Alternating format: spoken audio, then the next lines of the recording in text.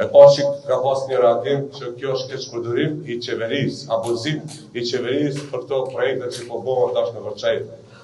Ai ka qenë zonëski ministër, për të ardhur në realizim një projekt, duhet shkesh ide,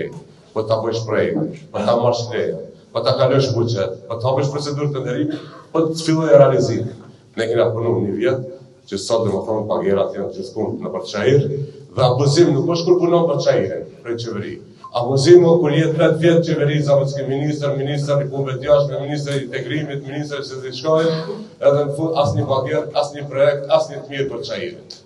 Pra, nëse është kjo abuzim, ne do abuzojmë edhe më shumë, jo vetëm qeverinë, po edhe qytetin e Shkupit, edhe ndërmarrjet e qytetit të Shkupit, do abuzojmë dhe do bëjmë presion që t'ia kthejnë pra borxhin Çajirit, sepse Çajiri historikisht ka bërë shumë për Shkupin, për shqiptarinë, në çfarëdo dimensioni, çfarëdo aktiviteti, qoftë kulturor, qoftë fetar, qoftë kombëtar, në kaluarën ku s'ka pas hise buxhet qeverie,